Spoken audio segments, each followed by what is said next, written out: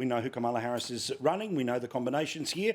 And look, I think if you actually look here, it's pretty damn obvious that basically the left is backing in the left as the right is backing in the right, okay? This is an absolute fork in the road election. That has consequences, serious consequences of which type of America is spat out at the end. But let's talk about the Minnesota governor, who, by the way, starts with 71% of the American population having no idea who he is, which is not too far away from the Vance scenario, hence why these are just people that are there to back up the big dog. I think, Stephen, his main purpose is to be able to, quote unquote, speak Republican or something like that between now and election day. He showed that in a rally he's willing to go low. And of course, go low produces a grab, which means you could win a news cycle. As opposed to him actually moving states, I don't think anything happens.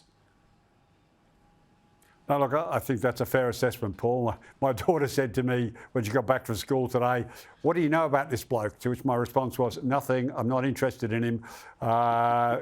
He's a news story for 24, 48 hours.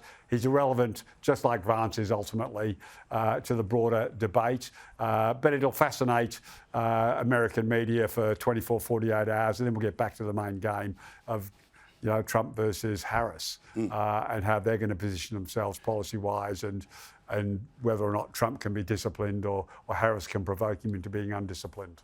Well, I literally looked through the deeper parts of the polls today, not searching for better news, but just trying to find whether something fundamental had changed. The economy, Trump's still favoured by a big margin. Immigration, Trump's still favoured, even in the ones that are suggesting that either Harris is bumping or slightly in front. Again, no one votes about who these vice presidents are. Instead, it's about making sure that they can deliver a message that somebody else can't. But clearly the attack on him is that he's really a lefty, a super lefty. But does that attack actually connect by calling somebody too far right or too far left? You have to get into the specificity of why they are. Yeah, well, there's plenty around. I mean, when he comes out and says that he's a great person for abortion, but thinks it should be done right up to the time of birth that the child can be killed. He wants to get rid of all fossil fuels, which is not good for Minnesota, really.